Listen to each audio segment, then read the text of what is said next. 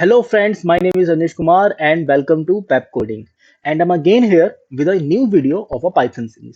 आज हम जानेंगे सेट के बारे में। सेट ना बहुत जगहों पे यूज होता है, जैसे यूनियन, इंटरसेक्शन, डिफरेंस। ये सारे वो टर्म्स हैं जो आपने अपने 10th या 9th 11th 12th की क्लासेस में पढ़े होंगे।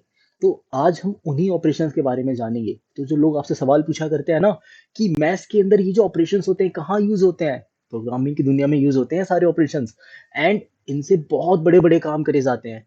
तो अभी तो हम सिर्फ बेसिक यूज केस जानेंगे कि किस तरीके से यूज किया जाता है, और आगे चलकर हम ये भी जानेंगे कि इनको किस तरीके से रियल एप्लीकेशन या रियल क्वेश्चंस के अंदर अप्लाई करना होता है। तो अभी देखते हैं सेट डिक्लेयर कैसे करते हैं। तो ये देखिए, इफ ए को हमने बनाया कर्ली ब्रैकेट के अंदर, यहां मैं वैल्यू डालता हूं 2 4 5 7, ऐसी कोई वैल्यू डाल दी। एंड बी इक्वल टू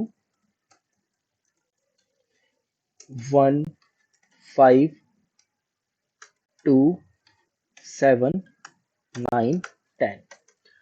अब हमने पिछली वीडियो के अंदर हमने फंक्शंस के बारे में जाना था। अगर आपको फंक्शंस नहीं पता तो प्लीज वो फंक्शन वाली वीडियो जाके देखिए, एंड उसका लिंक मैंने डिस्क्रिप्शन बॉक्स में डाल दिया है ऑलरेडी। तो आप फंक्शन की वीडियो जाके देखिए एंड देन इस वीडियो पे आना। जाके देखा हो एक बार फंक्शन की वीडियो, बहुत इंपॉर्टेंट है। फंक्शन होगा तभी हम इसके ऊपर आएंगे। तो डेफ बेसिक ऑपरेशन। अब यहाँ पे मैं कुछ बेसिक ऑपरेशन बता रहा हूँ, जैसे नंबर 1, ऐड कैसे करते हैं। तो आप ऐड कैसे करोगे, ए डॉट ऐड, वैल्यू ऐड कर लेते हैं इसके अंदर। हमने 1 ऐड कर दिया। अब जब मैंने इसके अंदर 1 ऐड नहीं करते, इसके अंदर ऐड करते हैं 11। हमने 11 ऐड किया एंड प्रिंट करते हैं इसके अंदर हम ए को। तो अगर मैं यहाँ पर ए को प्रिंट करता हूँ तो जो भी कुछ ए के अंदर ऐड किया है, मतलब ए के अंदर जो भी सारी वैल्यू थी उसके अंदर एक और वैल्यू आकर ऐड हो गई, दैट इज 11। एंड इसको प्रिंट करने के लिए मैं यहाँ पर बेसिक ऑपरेशन को लगाता हूँ कॉल, एंड इसे रन करते हैं।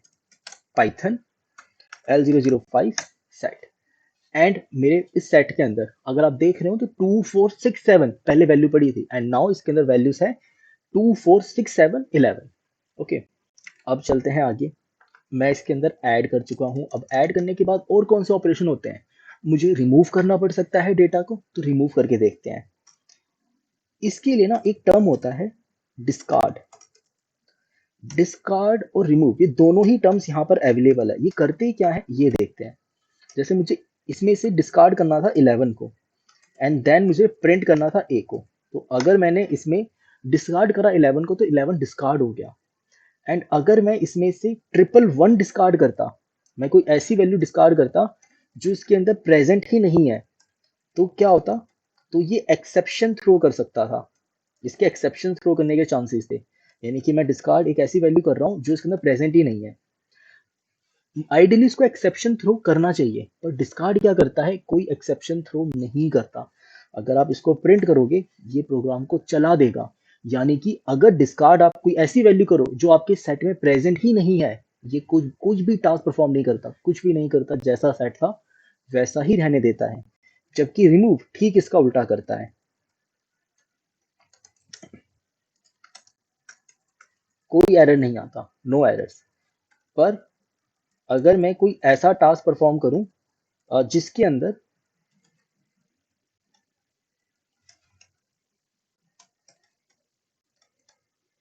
मुझे कोई ऐसी वैल्यू रिमूव करनी पड़ जाए जो इसके अंदर पहले से प्रेजेंट ही नहीं है, मतलब सबसे पहले मैं उस वैल्यू को रिमूव करता हूँ जो इसके अंदर प्रेजेंट है।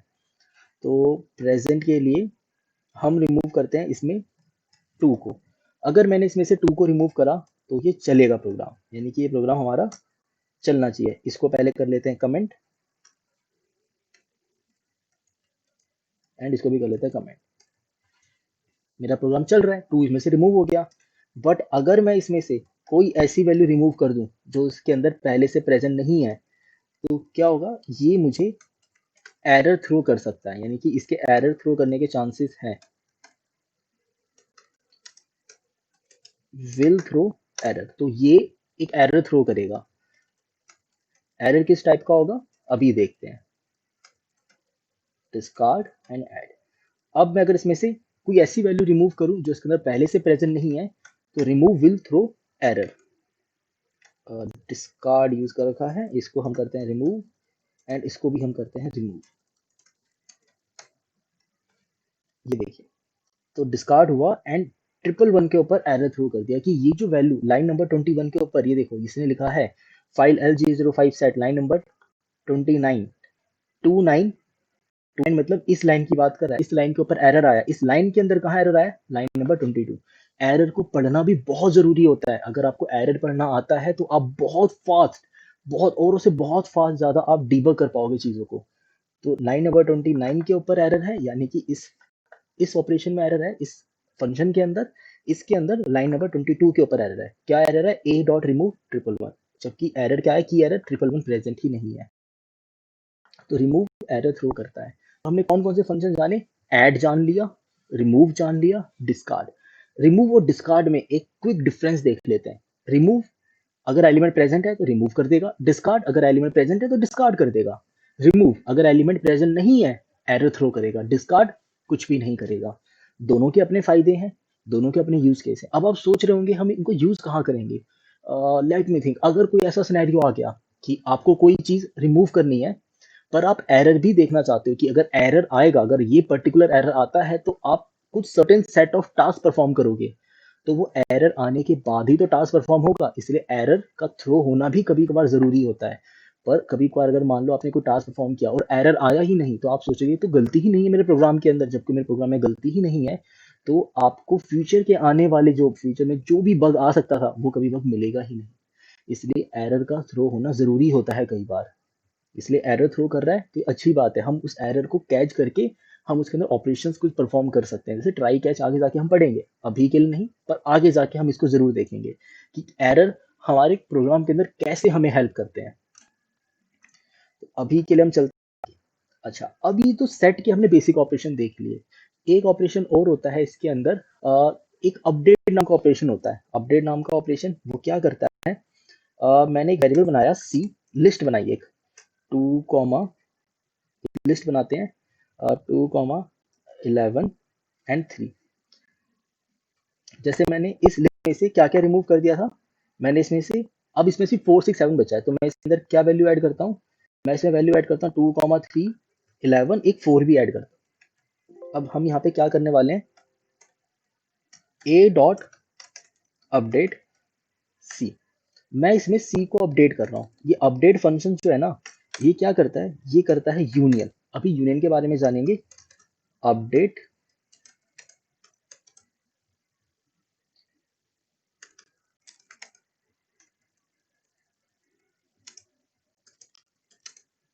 यूनियन ऑफ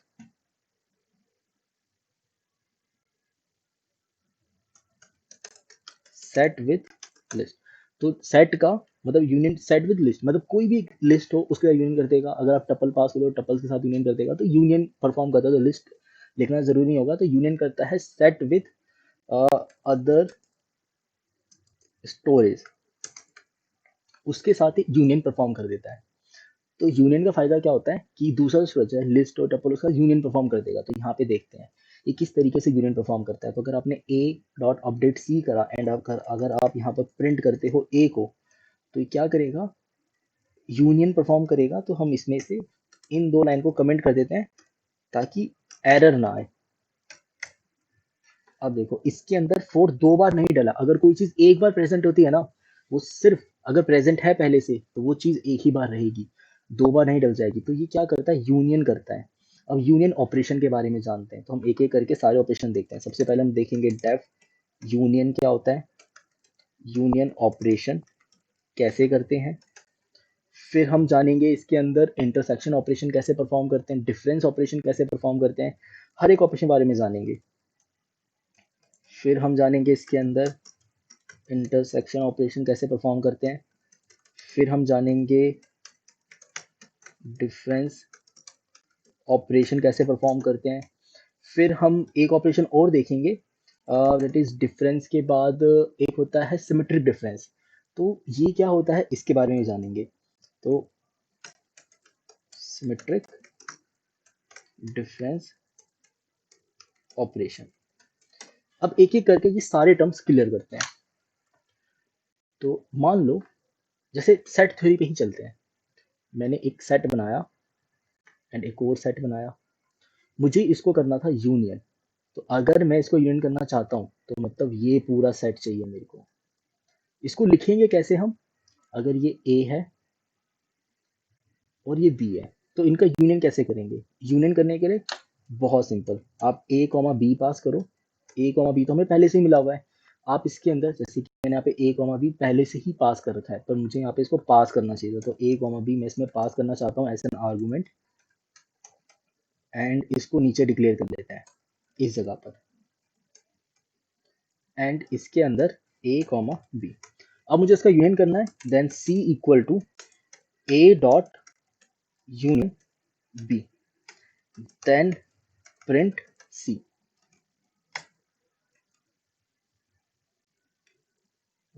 इससे पहले इन लाइन को कर लेते हैं हम कमेंट्स, जब इसकी जरूरत पड़ेगी देन इसे हम ऑन करेंगे।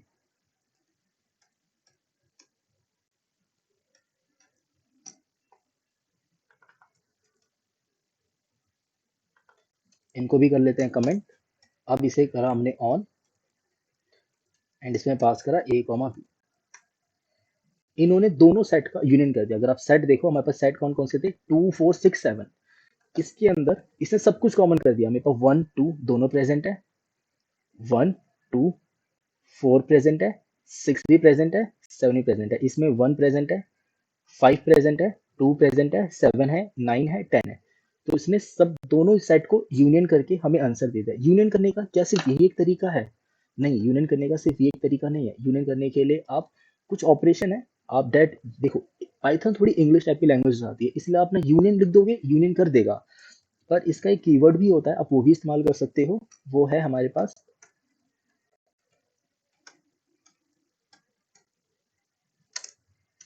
बी, ये भी यूनियन परफॉर्म कर देगा। तो ये जो कीवर्ड है इसको हम कहते हैं और, मतलब ये जो और कहते हैं वैसे तो हम इसको बिट वाइज के टर्म में, बट अगर आप इस कीवर्ड का इस्तेमाल करते हो तो क्या करेगा, ये दोनों सेट का यूनियन कर देगा। अब बात करते हैं इंटरसेक्शन की। इंटरसेक्शन कैसे करा जाता है? इंटरसेक्शन करने के लिए second term is intersection. Intersection होता क्या है? अगर आपके पास सेट है और ये अगर आपके पास सेट है, अगर आप दोनों का इंटरसेक्शन करते हो यानी दोनों सेट के अंदर आने वाला कॉमन पोर्शन, वो कहलाता है इंटरसेक्शन। यानी कि ये रीजन आपका होगा इंटरसेक्शन। इसको कहते हैं हम इंटरसेक्शन, यानी कि इसके अंदर जो भी कुछ होगा ए और बी में वो कहलाएगा हमारा इंटरसेक्शन। अब इंटरसेक्शन करेंगे कैसे ये भी देख लेते हैं। इसको हटाया, यही सेम लाइन यहाँ पर प्रिंट करी, इसको करते हैं कमेंट,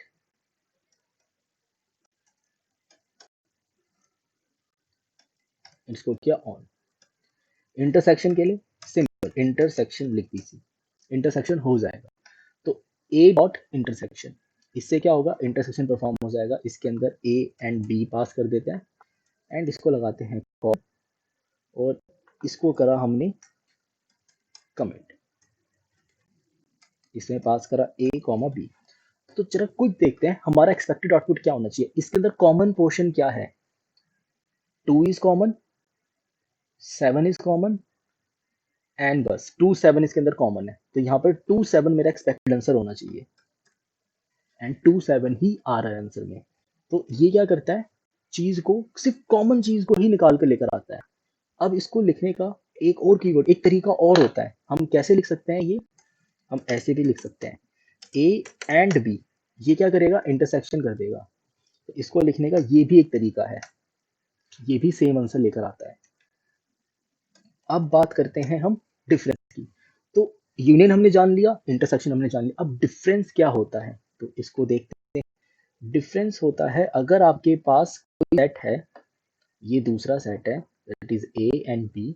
अगर मैं बोलता हूं ए माइनस बी कर दो, तो ये हमने जान लिया ए और बी, ये होता है हमारा ए एंड बी, इसको हम एंड ऑपरेटर भी कहते हैं। तो मैं इसमें एंड ही यूज कर रहा हूं, ए माइनस बी। ये ए माइनस बी क्या करेगा, ए में से वो सारे एलिमेंट हटा दो जो बी में प्रेजेंट है। ए माइनस बी का मतलब होता है कि 10 में से 4 माइनस करा तो 10 में से 4 बचे कितने, 6। तो ए सेट में से वो सब हटा दो जो बी में प्रेजेंट है, यानी ये आंसर होगा मेरा। इसको कहते हैं ए माइनस बी करना। कैसे करेंगे हम, ये देखो। सेम, आई थिंक आपने गैस भी कर लिया होगा, जो आप गैस कर रहे हो बिल्कुल सही कर रहे हो। C equal to A dot difference of B and then print C.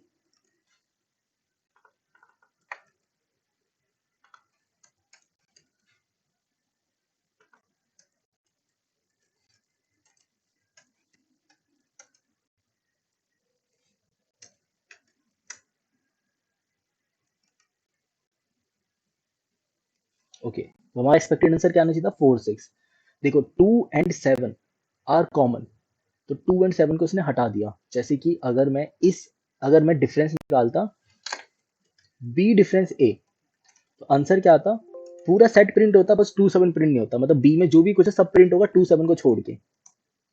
B में सब कुछ प्रिंट हो गया सिर्फ 2 7 को छोड़ के। 1 10 5 9, तो देखें जरा, 1 प्रिंट हो गया, 10 प्रिंट हो गया, 5 प्रिंट हो गया, 9 प्रिंट हो गया। तो इसने क्या प्रिंट करा, इसमें सब कुछ प्रिंट करा, बस इसने वो एलिमेंट नहीं प्रिंट करे जो इसके अंदर कॉमन थे। तो ये करता है डिफरेंस। ऑर्डर अलग आ सकता है, इनके ऑर्डर पे मत जाना, ऑर्डर आपको सेम नहीं मिलेगा जैसा बी में मिला था, तो स्टेबल नहीं होता ये। तो ये ऑर्डर आपका अलग हो सकता है। स्टेबल का मतलब क्या होता है कि अगर जिस ऑर्डर में मेरी चीज है ना, मेरे को उसी ऑर्डर में आंसर मिले। अगर मुझे ऑर्डर ऐसा मिलता 1 5 9 10, देन कहते हैं सेम ऑर्डर आ रहा है। ये सेम ऑर्डर मतलब इसी ऑर्डर में मुझे चीज यहाँ मिली और इसी ऑर्डर में मुझे आंसर भी मिला, बट इसका ऑर्डर अलग आ सकता है। अब आगे चलते हैं। डिफरेंस हमने जान लिया। अच्छा, डिफरेंस करने का तरीका ये तो बहुत ही इजी है, बहुत इजी। यानी कि आप डायरेक्ट b माइनस ए कर दो, दैट इज डिफरेंस 1 10 5 9। अब बात करते हैं सिमेट्रिक डिफरेंस की। सिमेट्रिक डिफरेंस क्या है, ये सिमेट्रिक डिफरेंस क्या है, अगर आप चाहते हो, जैसे कि मैंने सिमेट्रिक a माइनस बी करा, तो a माइनस बी करके मैंने क्या बोला, a माइनस बी करके मैंने बोला वो सारा रीजन जो ए के अंदर बी का जो भी रीजन आता है उसको छोड़ के सब प्रिंट कर दो। तो सिमेट्रिक डिफरेंस क्या बोलता है, सिमेट्रिक डिफरेंस से बोलता है कि वो रीजन जो इन दोनों के अंदर कॉमन आता है, जो इन दोनों के अंदर कॉमन आता है उसको छोड़ के सब कुछ। यानी कि ए और बी में जो भी चीज कॉमन आती है, पोर्शन ए बी में कॉमन क्या आ रहा है, ए बी के अंदर कॉमन आ रहा है हमारा ये वाला पोर्शन, ये है ए ये है बी, ये पोर्शन मेरा कॉमन है, इसको छोड़ के सब कुछ प्रिंट करना चाहता हूं मैं। यानी इसको छोड़ के मैं सारी वैल्यू चाहता हूँ, तो मुझे ये चाहिए। मैं इस डेटा की बात कर रहा हूँ। अगर मुझे ऐसा कुछ डेटा चाहिए जो सिर्फ कॉमन है, उस कॉमन को छोड़ के सब कुछ, तो मुझे ये जो सेट मिलेगा इसको कहते हैं सिमेट्रिक डिफरेंस। और ये लिखा कैसे जाता है सिमेट्रिक डिफरेंस, सिमेट्रिक डिफरेंस आप लिखते हो ए और इसको कहते हैं एक्सॉर का साइन कहते हैं बी। मैं यहाँ पे ना बिट मास्क के टर्म्स यूज कर रहा हूँ इसलिए, तो कि आगे भी ये हमें हेल्प करेंगे, ताकि ज्यादा कंफ्यूजन ना हो, तो इसलिए अभी से मैं बिट मास्क के टर्म यूज कर रहा हूँ। यहाँ पे c equal to a comma b and a dot symmetric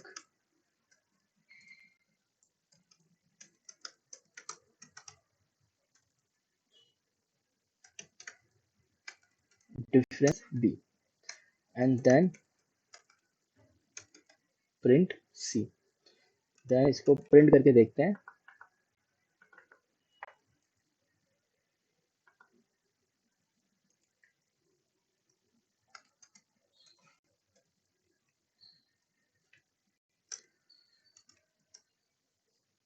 तो सिमेट्रिक डिफरेंस से चीज कैसे प्रिंट हुई, ये देखिए। a और b सेट के अंदर जो कॉमन था उसको छोड़िए, कॉमन क्या था 2 7, 2 7 को छोड़ के अब दोनों सेट में जो भी कुछ है सब प्रिंट हो गया। अब इसको प्रिंट करने का एक तरीका और हो सकता है, मतलब ये डेटा एक्सेस करने का एक तरीका और है, वो होता है c equal to a XOR b। इससे भी आपको क्या मिलेगा, इससे आपको दोनों का सिमेट्रिक डिफरेंस मिल जाएगा। इन दोनों सेट का मुझे सिमेट्रिक डिफरेंस मेरा सेम आउटपुट आ रहा है। तो ये जो सेट के ऑपरेशन होते हैं, जैसे कि यूनियन, हमने क्या क्या जान लिया, यूनियन जान लिया, इंटरसेक्शन जान लिया, डिफरेंस जान लिया और सिमेट्रिक डिफरेंस जान लिया। तो अब हमें ये 4 मेन ऑपरेशन पता चल चुके हैं। इसके अलावा हमने आज की वीडियो में क्या जाना, ऐड कैसे करते हैं, अपडेट कैसे करते हैं, रिमूव और डिस्कार्ड के बीच में डिफरेंस जान लिया। इतनी नॉलेज अगर आपको सेट के बारे में है तो ये इनफ नॉलेज है। अब जो भी होगा इसी नॉलेज के बेस पर हम आगे की जर्नी अपनी आराम से ट्रेवल कर सकते हैं। मतलब जो भी अब आगे यूज होगा सेट, अगर कहीं कोई चीज यूज करने की जरूरत पड़ी तो हम उसी टाइम पे सीख लेंगे। तो सीखेंगे सिर्फ उतना जो हमें आगे काम आए। सीखने के लिए तो सेट में बहुत कुछ है, सब कुछ नहीं पढ़ सकते हैं। सिर्फ उतनी चीज पढ़ो जो आपको काम आए, जो अभी के सिनेरियो में इमीडिएट आपको काम आने वाला है। और ये वो टर्म्स हैं जो इमीडिएट आपको काम आएंगे और आपको इनको फ्रिक्वेंटली यूज करना पड़ेगा। तो आज के वीडियो के लिए इतना बहुत है, मिलते हैं नेक्स्ट वीडियो में।